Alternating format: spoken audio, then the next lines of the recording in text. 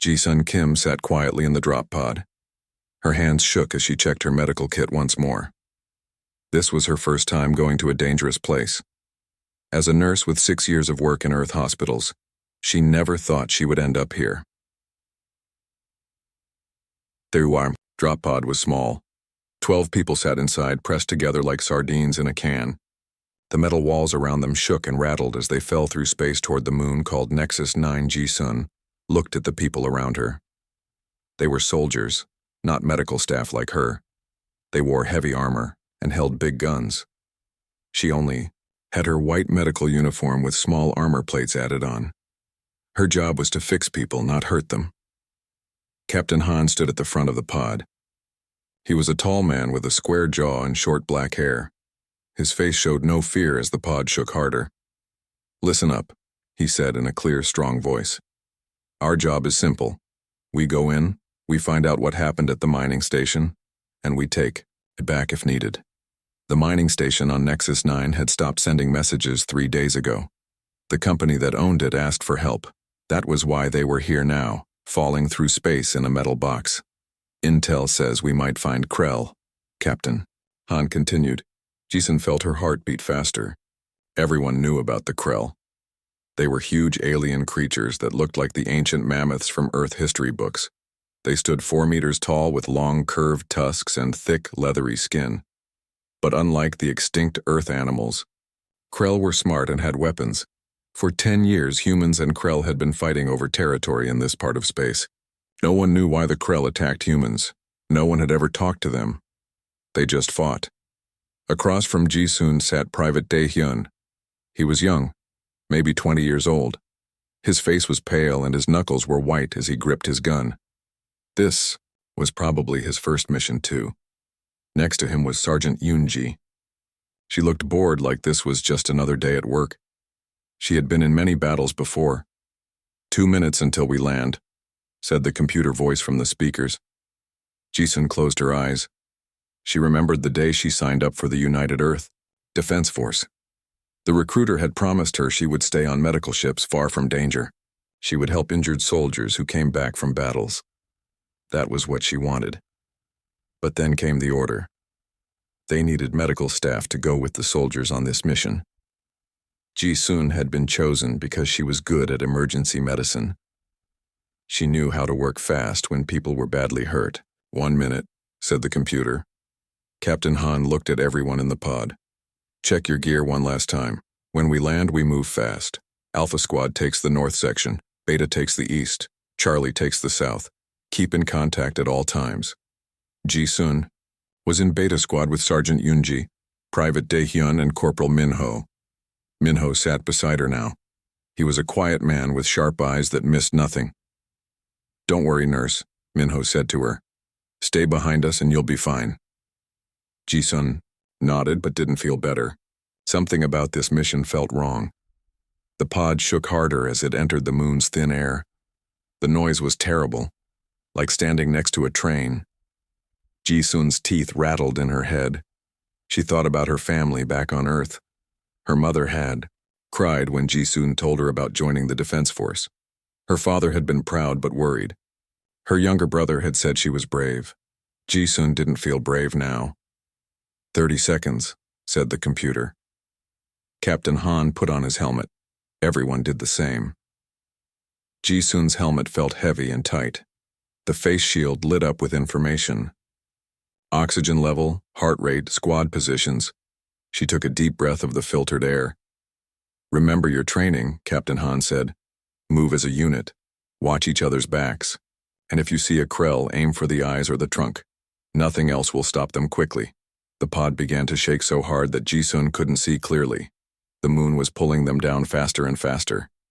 10 seconds, said the computer. Ji-sun closed her eyes and held onto her seat straps. This was it. In a few seconds, she would be on an alien moon. In danger, far from home. 5, 4, 3, 2, 1. The impact was like hitting a wall at full speed. The pod slammed into the ground with such force that Ji-sun bit her tongue. She tasted blood in her mouth. The pod bounced once, twice, and then was still. For a moment, no one moved. Ji-sun's ears rang from the crash. Then Captain Han was on his feet. "Move out," he ordered. The door of the pod burst open. Cold, thin air rushed in. Outside was darkness. The sky above was black with distant stars. The ground was gray rock and dust. In the distance, the mining station stood like a collection of metal boxes on the moon's surface. Some lights were on, but many were dark. The soldiers moved out of the pod in perfect order. Jisun followed, her medical bag held tight in her hands. Her legs felt weak after the rough landing, but she forced herself to keep up. The mining station grew larger as they approached. It was bigger than Jisun had expected. Huge metal towers reached up toward the stars, round domes connected to long tunnels. Mining machines stood silent on the gray ground. "No signs of battle outside," said Captain Han into his helmet radio. "Stay alert. We're going in through the main airlock." They reached a large metal door. Captain Han pressed buttons on a panel next to it. The door slid open with a hiss of air. "Alpha Squad, take point," ordered Captain Han. 4 soldiers moved through the door first, guns ready. The rest followed. Inside the station, the air was warmer but stale. Emergency lights cast everything in dim red. The main lights were off. "Power's been cut," said a soldier from Alpha Squad. "Or damaged," said Captain Han. "Spread out as planned. Beta Squad, take the east section. Look for survivors or signs of what happened here." Jisun moved with her squad down a long hallway. Their footsteps echoed on the metal floor. No other sounds could be heard. "This doesn't feel right," whispered Dae-hyun. "Where is everyone?" "Quiet," ordered Sergeant Yunji. "Keep your eyes open and your mouth shut." They passed empty rooms, offices, living quarters, a cafeteria with food still on tables, as if people had left in a hurry. "Look," said Minho, pointing at the floor. Dark stains marked the metal. Blood. Jisun knew it well, from her work in hospitals, but there were no bodies. "Something happened here," she said. "Something bad." Yunji nodded.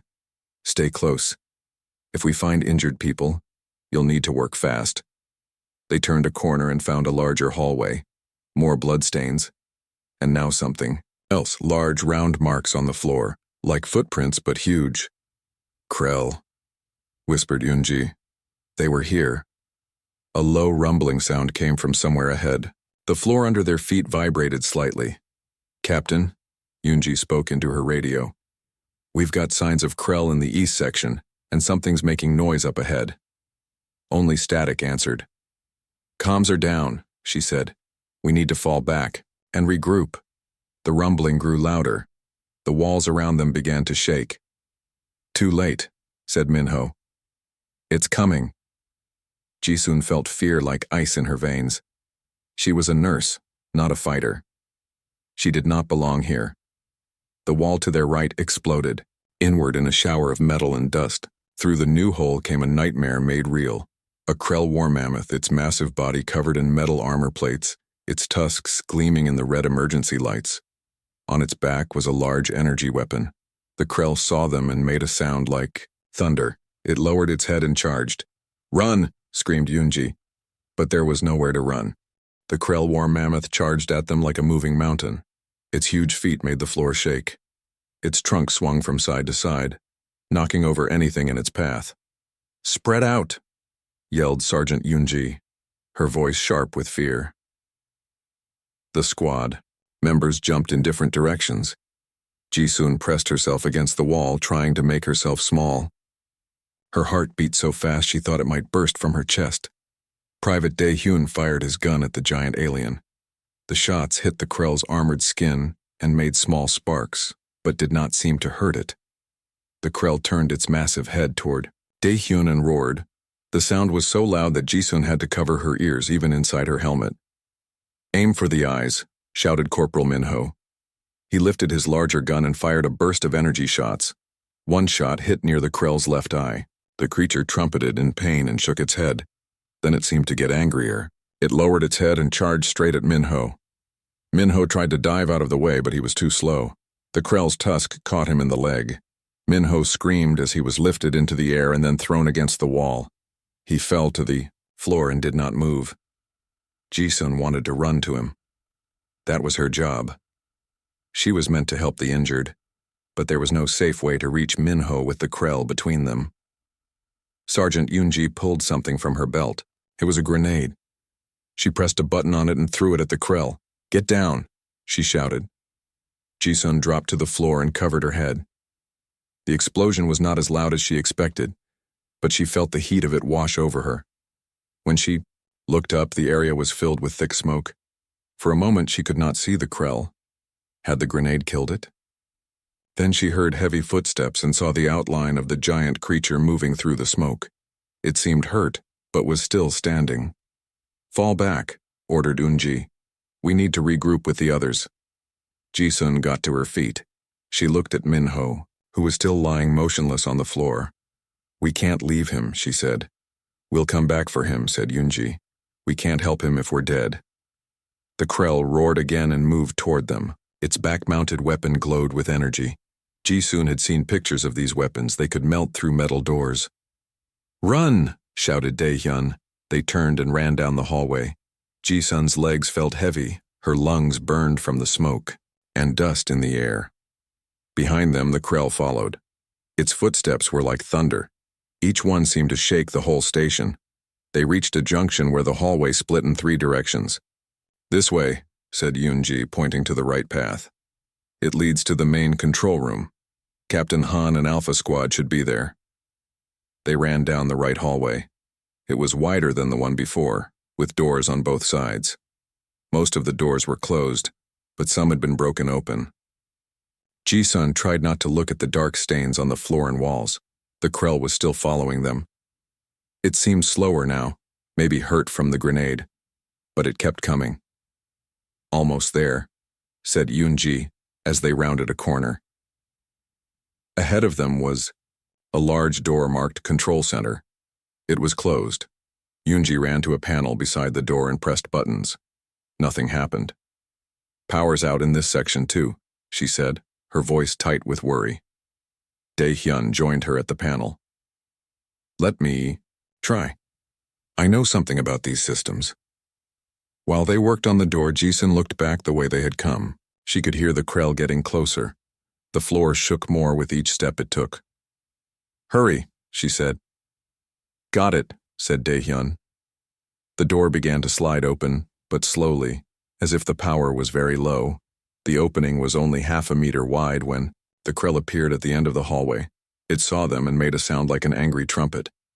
"Go through," ordered Yoonji, pushing Ji-sun toward the gap in the door. Ji-sun squeezed through, scraping her medical bag on the edges. Dae-hyun followed her. "Come on!" Dae-hyun called to Yoonji, reaching back through the gap. Yoonji was about to follow when the Krell fired its weapon. A bright beam of energy shot down the hallway. Yoonji ducked and the beam hit the wall above her. Metal melted and dripped like water. The Krell charged again. Yoonji turned and fired her gun at it. The shots hit the Krell in the face, making it shake its head in pain. "Go!" she shouted to Ji-sun and Dae-hyun. "I'll hold it off." "No!" cried Ji-sun. "Come with us." But Yoonji kept firing at the Krell. The door was still opening too slowly. The Krell was almost upon Yoonji when she threw another grenade. One landed right at the Krell's feet. The explosion was much bigger than the first one. The force of it pushed Ji-sun back from the door. Dust and smoke filled the air. When Ji-sun could see again, the hallway was partly collapsed. Pieces of the ceiling had fallen down. Yoonji was nowhere to be seen. "Yoonji," called Dae-hyun. "Sergeant Yoonji." There was no answer. The Krell was still there, though, pushing through the fallen debris. It seemed angry now, trumpeting and swinging its trunk at the pieces of ceiling in its way. "The door," said Ji-sun. "We need to close it." Dae-hyun nodded and went back to the panel. He pressed more buttons. The door began to close, just as slowly as it had opened. The Krell saw what they were doing. It pushed harder through the debris, moving faster now despite its injuries. Its weapon was charging again, glowing with deadly energy. "It's not closing fast enough," said Ji-sun, watching the Krell get closer. "I know," said Dae-hyun. His hands shook as he worked at the panel. "I'm trying to override the safety systems." The Krell was almost at the door now. Its weapon fired again. The energy beam hit the door, making the metal glow red hot. The door's closing mechanism made a grinding noise and stopped moving. "It's stuck," said Dae-hyun, stepping back from the panel. The gap in the door was still wide enough for the Krell to reach through. Its trunk snaked into the opening, feeling around blindly.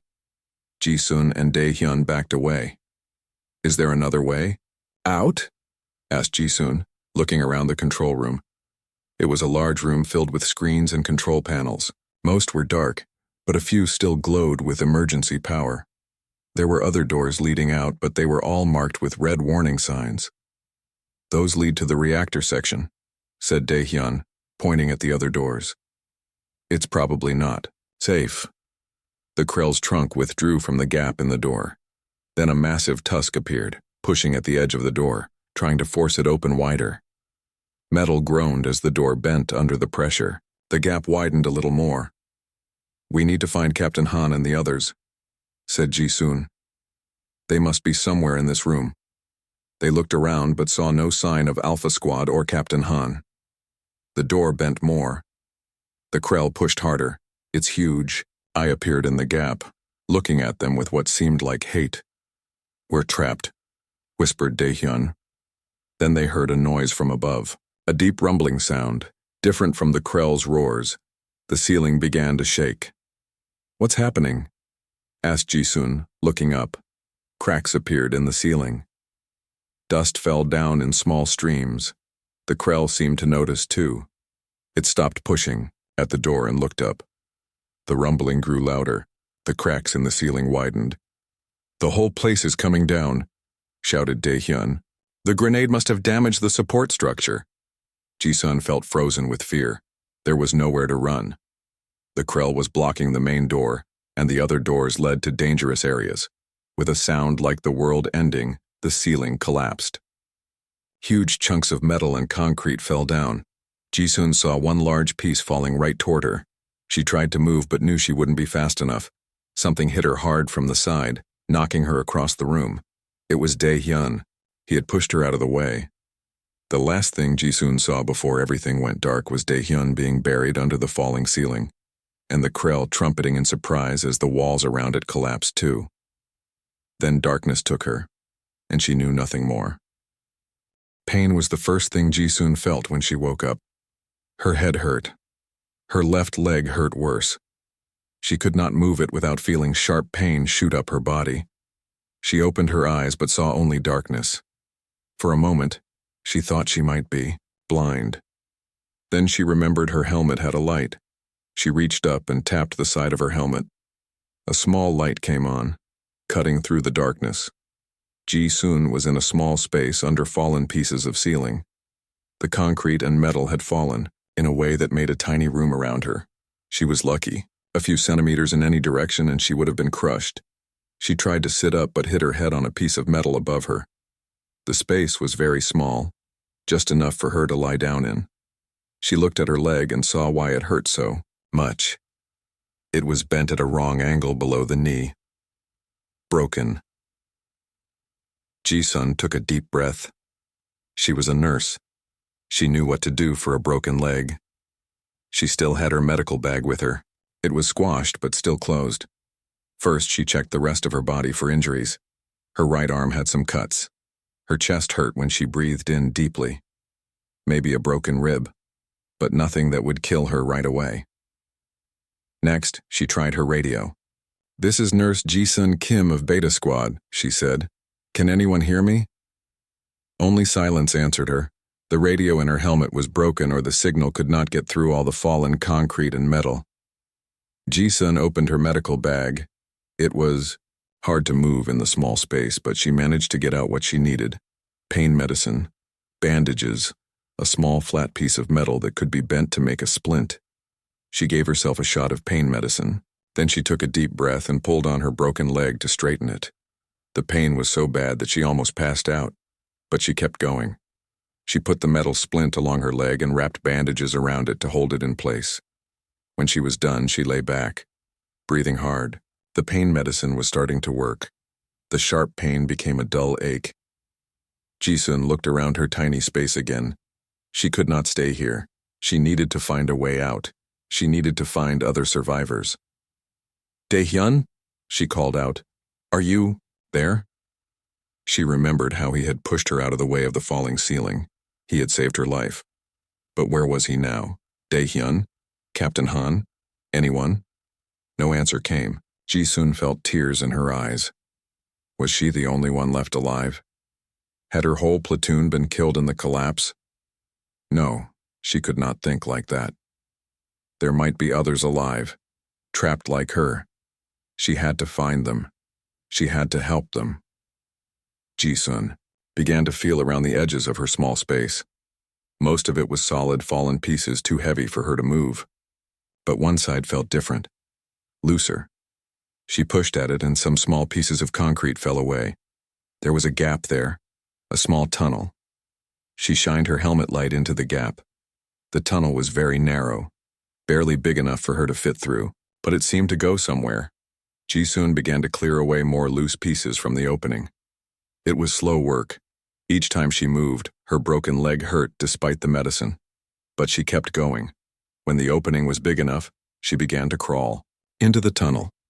She had to go feet first because the tunnel was too narrow to turn around in. She pushed herself along with her good leg and her arms. The tunnel was longer than she expected. It went up at an angle, which was good. Up meant toward the surface, toward air and light and maybe rescue. As she crawled, Jisun thought about her platoon. Sergeant Yoonji, who had stayed behind to hold off the Krell. Corporal Minho, who had been thrown against the wall by the Krell. Private Daehyun, who had saved her from the falling ceiling. Captain Han and the rest of Alpha and Charlie squads. Were any of them still alive? And what about the Krell? Had it been killed in the collapse too? After what seemed like hours of crawling, Jisun reached a place where the tunnel widened a bit. She could turn around now and crawl head first, which was easier. Her helmet light showed that the tunnel split into two paths ahead. Which way should she go? She listened carefully. From the left tunnel, she felt a faint movement of air. That was good. Air meant a way out. She began to crawl down the left tunnel. Her broken leg dragged behind her, sending spikes of pain through her body each time it bumped against something. The pain medicine was wearing off. After more crawling, Jisun came to another open space. This one was bigger than her first space. She could sit up here. She took the chance to rest. She drank some water from the small bottle in her medical bag. She gave herself another shot of pain medicine. While she rested, she heard something, a faint sound coming from somewhere ahead. She held her breath and listened. It was a low, rumbling sound, like something big breathing. And there was another sound mixed with it. A soft trumpeting noise like an elephant in pain. Jisun felt her heart beat faster. She knew that sound. It was a Krell. The same one that had attacked them, or a different one. She did not know, but it sounded hurt. She should stay away from it. Krell were dangerous. They were the enemy. They had been fighting humans for 10 years. No human had ever talked to a Krell. No one knew if they could be reasoned with. But the nurse in Jisun could not ignore the sounds of pain. Even if it was an enemy making those sounds. She had taken an oath to help those who were hurt. She crawled toward the sounds. The tunnel widened more as she went. Soon she could almost stand up, though she did not try because of her broken leg. The sounds grew louder. The rumbling breaths. The pained trumpeting. They echoed in the tunnel. Then the tunnel opened up into a large space. Jisun's helmet light could not show all of it. She was in some kind of underground room, maybe a storage area or a maintenance level under the main part of the mining station. Some emergency lights still worked here, casting a dim red glow. There were broken machines, fallen shelves, dust and debris everywhere, and in the middle of it all was the Krell. It was lying on its side. Half of its body was buried under fallen pieces of ceiling and wall. A large piece of metal stuck out of its side like a spear. Dark purple blood pooled under it. Its breathing was heavy and rough. Jisun froze when she saw it. The Krell was huge. Even lying down, it was taller than she was. Its tusks were as long as her arm. Its trunk curled and uncurled in pain. She should run. She should find another way out. The Krell was dangerous. But then the Krell's eye opened and looked right at her. It was a big eye, the size of Jisun's hand. And in that eye, she saw pain. She saw fear. She saw a living being that was suffering. The Krell made a soft sound, almost like a whimper. It did not try to move toward her. It did not seem angry, just hurt and afraid. In that moment, Jisun did not see an enemy. She did not see an alien mammoth monster. She saw a patient, someone who needed help. She knew it was crazy. She knew other humans would think she had lost her mind. But she was a nurse before she was a soldier. Her job was to heal. I must be insane, Jisun whispered to herself. Slowly, carefully, she crawled closer to the wounded Krell. It watched her come, its eye never leaving her. It could kill her with one move of its trunk or tusks, but something told Jisun it would not. Not now. Not while it was hurt and she was moving toward it without a weapon. I'm going to help you, she said softly. She knew the Krell could not understand her words, but maybe it could understand her tone, her intent. As she got closer, the Krell made another soft sound. Not angry, not threatening. It was a sound Jisun had never heard before from any creature. But somehow she thought it might be saying, please. She reached the edge of the pool of purple blood. She put down her medical bag. She looked at the metal spear in the Krell's side, at the crushed legs under the fallen debris, at the many cuts and burns on its thick skin. It would not be easy. She had limited supplies. She had her own injuries. But Jisun knew what she had to do. She opened her medical bag and began to take out everything she would need. Bandages, antiseptic, surgical tools, pain medicine. This is going to hurt, she said to the Krell, meeting its eye. But I will try to help you, I promise. The Krell blinked slowly. Then, to Jisun's surprise, it moved its trunk toward her. Very gently, it touched her arm. Just for a moment. Then it pulled back and waited. Jisun took a deep breath and got to work. Jisun looked at the wounded Krell and took a deep breath. She had treated many injuries before, but never on a creature like this. The Krell was huge. Its skin was thick and leathery. Its blood was purple. Everything about it was different from a human. But pain was pain. And this creature was in pain. First, she had to check how bad the injuries were. The most serious one was the metal piece stuck in the Krell's side. It was part of a support beam, about as thick as Jisun's arm and as long as her leg. It had gone deep into the Krell's body. This needs to come out first, she said, more to herself than to the Krell. The Krell watched her with its big eye. It seemed to understand that she was trying to help. It stayed very still as she moved closer to the metal piece. Jisun touched the skin around the wound. It was hot and swollen. That was a bad sign. It meant infection might have started. She needed to work fast.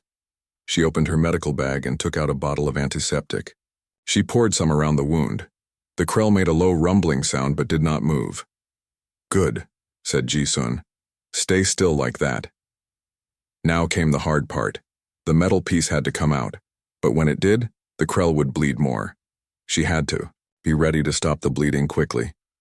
Jisun took all the bandages from her medical kit and put them next to her. She also took out a special spray that helped blood clot faster. She had only one bottle of it. She would have to use it carefully. Okay, she said to the Krell. This is going to hurt, a lot, but I need to do it to help you. The Krell blinked, its big eye. It seemed to nod its massive head slightly. Jisun gripped the metal piece with both hands. She took a deep breath and pulled. Nothing happened. The metal did not move. It was stuck too deep or caught on something inside. She tried, again pulling harder. The metal moved a tiny bit. The Krell trumpeted in pain, the sound so loud that Jisun's ears hurt even inside her helmet. I know it hurts, she said. I'm sorry, but it needs to come out. She put her foot against the Krell's side for leverage, being careful not to touch, near the wound. Then she pulled with all her strength. The metal moved more this time. Purple blood flowed out around it. The Krell's trunk thrashed in pain. It hit a fallen piece of ceiling and knocked it across the room. Ji-sun ducked as small pieces of debris flew past her. "Please try to stay still," she said. "I know it hurts, but moving makes it worse." Somehow the Krell seemed to understand. Its trunk stopped thrashing. It made a low moaning sound but stayed still. Ji-sun pulled on the metal again. This time, it came free with a wet, sucking sound. More purple blood flowed from the wound. Ji-sun quickly pressed bandages against it to slow the bleeding. The Krell trumpeted again, but not as loudly. It was weak from blood loss. That was dangerous. Ji-sun did not know how much blood a Krell could lose before it died, but she guessed it was already close to that limit. She sprayed the clotting agent into the wound. Then she pressed fresh bandages against it and held them there. The wound was big, bigger than her two hands together. She needed help to hold the bandages in place. "Can you help me?" she asked the Krell. "I need to keep pressure on this wound, but I need both hands to get more supplies." The Krell looked at her with its big eye. Then slowly, it moved its trunk toward her. The trunk was like an elephant's, but stronger and more flexible. The end of it wrapped gently around Ji-sun's wrists, holding her hands against the wound. "Thank you," said Ji-sun, surprised. "Hold just like that." With the Krell holding the bandages in place, Ji-sun used her free hands to get more supplies from her medical bag. She had special patches that could seal wounds. They were meant for humans, but they might work on the Krell too. She took out 3 of the patches. They were her last ones. She peeled off the backing from one and carefully placed it over part of the wound. She did the same with the other 2 patches, covering as much of the wound as she could. "You can let go now," she told the Krell. The trunk unwrapped from her wrists and moved away. The patches seemed to be working. Less blood was coming out around the edges. "Good," said Ji-sun. "That's better." Next, she checked the Krell's other injuries. Its back legs were trapped under fallen debris. She could not free them on her own. The pieces were too heavy for her to move, but she could see that the legs were broken in several places. There were also many cuts and burns on the Krell's body. She cleaned them as best she could and put antiseptic on them. The Krell stayed still and let her work. Sometimes it made soft sounds of pain, but it did not try to stop her or move away. As she worked, Ji-sun talked to the Krell. She knew it could not understand her words, but talking helped her stay calm. And the Krell seemed to like her voice. It watched her all the time with its big, intelligent eye. "You know," she said as she cleaned a burn on its shoulder, "humans think Krell are just monsters, enemies. But you're not, are you? You're a living being. You feel pain. You understand when someone is trying to help you." The Krell made a soft rumbling sound. "I wonder if all the fighting is just a big mistake," Ji-sun continued. "Maybe we could have talked to each other instead of fighting. Maybe we still can." After several hours of work, Ji-sun had done all she could for the Krell's injuries. She was tired. Her own broken leg hurt badly. The pain medicine was wearing off again. She sat down beside the Krell's head, leaning against a fallen piece of wall. "I've done what I can," she said. "Now we need to rest." The Krell's eye was drooping. It was tired too, but it was still watching her. Ji-sun took another shot of pain medicine for her leg. As she was putting the empty syringe back in her medical bag, her hand touched something. It was a small packet of emergency food. She had forgotten it was there. She was very hungry. She had not eaten since before the drop to the moon's surface. That felt like days ago now. She opened the packet and took out a small bar of food. It did not look good, but it would give her energy. As she was about to take a bite, she noticed the Krell watching her. Its trunk moved slightly toward her, then back. Was it hungry too? What did Krell eat? She had no idea. Ji-sun broke off a small piece of the food bar and held it out toward the Krell. The trunk reached out and very carefully took the piece from her hand. The Krell put it in its mouth at the base of the trunk.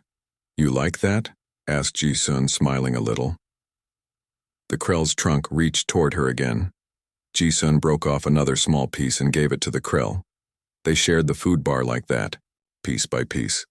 When the food was gone, Jisun felt very tired. Her eyes kept closing on their own. She needed to sleep. I'm going to rest now, she told the Krell. You should rest too. Your body needs to heal. The Krell made a soft sound. Then, to Jisun's surprise, it moved its trunk very gently and wrapped it loosely around her shoulders. Not squeezing, just resting there like a blanket or a hug. Jisun was too tired to be afraid. The trunk felt warm, safe somehow. She leaned against it and closed her eyes. Thank you, she whispered. As she drifted off to sleep, she felt the Krell's breathing become slower and more regular. It was sleeping too. Human and Krell, nurse and patient, supposed enemies, resting together in the buried ruins of the mining station. Jisun's last thought before sleep took her was a strange one. She realized she had been thinking of the Krell as it. But that did not seem right anymore. The Krell was not an it. The Krell was a he or a she. A person, not a thing. Good night, she murmured to the sleeping Krell. We'll find a way out tomorrow, both of us. 3 days passed in the dark underground space. Jisun and the Krell stayed together. They shared the little food and water Jisun had in her medical bag. Jisun changed the bandages on the Krell's wound twice a day. The wound was healing slowly, but well. On the morning of the 4th day, Jisun heard a noise. It was faint at first. A tapping sound. Then scraping. Like someone digging. Do you hear that? She asked the Krell. The Krell lifted his massive head. His big ears moved slightly. He made a soft rumbling sound and looked toward one of the walls. The sounds were coming from beyond that wall. They were getting louder. Jisun felt hope rise in her chest. Someone was out there. Someone was coming. Hello? She called out as loudly as she could. Hello! We're in here! The digging sound stopped for a moment. Then they came back, faster and louder. Someone had heard her. We need to make more noise, Jisun told the Krell. The Krell seemed to understand. He lifted his trunk and made a loud trumpeting sound. It echoed in the small space so loud that Jisun had to cover her ears. But it was good. It would help the people outside find them. Jisun picked up a piece of metal and banged it against the wall. Bang, bang, bang. The Krell trumpeted again. They made as much noise as they could. The digging sounds got closer. Then Jisun heard voices. In here, she shouted. We're trapped in here. We hear you, came a voice from beyond the wall. Stand back, we're breaking through. Jisun moved away from the wall. The Krell tried to move too, but his back legs were still trapped under the fallen debris. He could only pull himself a little bit away from the wall. The wall began to crack. Dust fell from it. Then a small hole appeared. Light shone through it, bright after days in the dim red emergency lights. The hole got bigger. Soon it was large enough for a person to climb through. A head appeared in the hole. It was a man wearing a helmet with a bright light on it. Found survivors, the man called back over his shoulder. Then he looked at Jisun. Are you hurt? We'll get you out of here. My leg is broken, said Jisun. But I can move. There's someone else with me who needs help too. The man climbed all the way through the hole. 2 more people followed him. They were all wearing the uniforms of the United Earth Defense Force. Not Jisun's platoon, but a new group. A rescue team. The first man walked toward Jisun. Then he saw the Krell. He stopped suddenly and raised his gun. Krell, he shouted. Take cover. The other 2 people raised their guns too. They pointed them at the Krell. No, Jisun moved between them and the Krell. Don't shoot, he's not dangerous. The man looked at her like she was crazy. That's a Krell war mammoth, ma'am. It's very dangerous. Please move aside. No, said Jisun firmly. He's hurt. I've been taking care of him. He saved my life. The 3 rescue team members looked at each other. They seemed confused. Ma'am, said the first man, you might be confused from your injuries. That's an enemy combatant. His name is Sun, said Jisun. She had started calling the Krell that 2 days ago.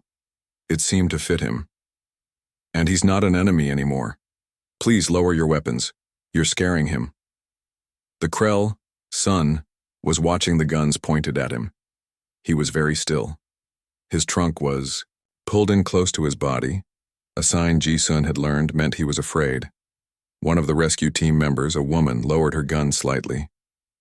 "Lieutenant June, look at this," she said to the first man. "The Krell has bandages on it, and look at that wound in its side. Someone treated it." Lieutenant June looked closer. "You did that?" he asked Ji-sun. "Yes," she said. "He was hurt in the collapse. I helped him, and he helped me. We've been surviving together." Lieutenant June still looked doubtful, but he lowered his gun a little. "What's your name and rank?" he asked Ji-sun.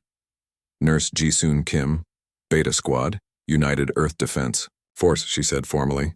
"I was part of the platoon sent to secure this mining facility 4 days ago. We're here to find survivors from that mission," said Lieutenant June. "The rest of your platoon, where are they?" Ji-sun felt sadness wash over her. "I think they're all gone," she said quietly. "Sergeant Unji stayed behind to hold off the Krell attack. Private Daehyun pushed me out of the way when the ceiling collapsed. Corporal Minho was injured before that, and I don't know what happened to Captain Han and the other squads." The rescue team members looked at each other again. Their faces were sad. "We found bodies," said the woman gently. 10 of them so far. We'll need to identify them." Ji-sun nodded. She had expected this, but it still hurt to hear it. "But first, we need to get you out of here," said Lieutenant June, "and deal with this situation." He gestured toward Sun. "We can't leave him," said Ji-sun. "His back legs are trapped. We need to free him and take him with us." Lieutenant June shook his head. "That's not possible. It's a Krell, an enemy." "He helped me survive," said Ji-sun firmly. "He shared my food. He kept me warm. He's intelligent more than you know. Please, we have to help him." Sun made a soft sound. He reached out with his trunk and gently touched Ji-sun's shoulder. Then, to everyone's surprise, he lowered his massive head in what looked like a bow toward Lieutenant June and his team. The woman on the rescue team gasped. "Did you see that? It bowed to us." "That's not possible," said Lieutenant June, "but he did. Not sound sure anymore." "Many things I thought were not possible have happened in the last 4 days," said Ji-sun. "Please help me free him." Lieutenant June was quiet for a long moment. Then he sighed. "We have equipment that might move that debris," he said, "but I'm not promising anything. And if that Krell makes one wrong move, we will defend ourselves." "Thank you," said Ji-sun. "He won't hurt anyone. I promise." It took several hours to free Sun's back legs. They were badly broken. Ji-sun did what she could to stabilize them, but he would need much more medical care. While they worked, Ji-sun told the rescue team everything that had happened. The attack, the collapse, finding Sun wounded, treating him, sharing food and water, learning to communicate in small ways. "He's different from what we thought," she said. "All the Krell might be. We've been fighting them for 10 years, but we've never tried to talk to them, never tried to understand them. When Sun was finally free, they faced a new problem. How to get him out through the small tunnel the rescue team had dug. We'll need to make it bigger," said Lieutenant June. "Much bigger." They called for more equipment. More people came to help. They worked through the day and into the night, making the tunnel wider and stronger. All this time, Sun stayed calm. He watched the humans work. Sometimes he used his trunk to move small pieces of debris, trying to help even though he was badly hurt. "See?" said Ji-sun to Lieutenant June. "He's trying to help us." Lieutenant June nodded slowly. "I'm starting to think you might be right about him," he said. "But what do we do with him once we get him out? The commanders will want him captured or killed." "I won't let that happen," said Ji-sun. "He saved my life, I saved his. We have a connection now." By morning, the tunnel was wide enough. Sun could crawl through it, dragging his broken back legs behind him. It was slow and painful, but he did it. Ji-sun went with him, talking to him softly, encouraging him. When they finally emerged from the tunnel into the open air of Nexus 9, the sun was rising. The sky was turning from black to deep blue. Stars were fading. There were many people waiting, outside. Soldiers, medical staff, officers. They all stared in shock as Sun emerged from the tunnel with Jisun at his side. "What is the meaning of this?" demanded a man with commander stripes on his uniform. "Why is that Krell alive?" Jisun stood straight despite her broken leg and the pain it caused her. "Sir, this Krell saved my life," she said clearly. "He helped me survive for 4 days. He's intelligent and peaceful. He's not our enemy." The commander frowned. "Nurse Kim, you don't understand. The Krell have killed thousands of our people, and we've killed thousands of theirs," said Jisun. "But this one chose not to kill me when he could have. He chose to help me. What if the war is based on a misunderstanding? What if we could talk to them instead of fight them?" Sun moved his trunk gently to touch Jisun's hand. Then he made a series of soft sounds, different sounds in a pattern, almost like speech. Everyone stared at him. This was not how Krell were supposed to behave. "Sir," said Lieutenant June, stepping forward. "I've seen this Krell help Nurse Kim. I've seen it try to communicate. I think she might be right." The commander looked from Jisun to Sun to Lieutenant June. He seemed to be thinking hard. "If there's even a small chance to end this war," Jisun said, "isn't it worth trying?"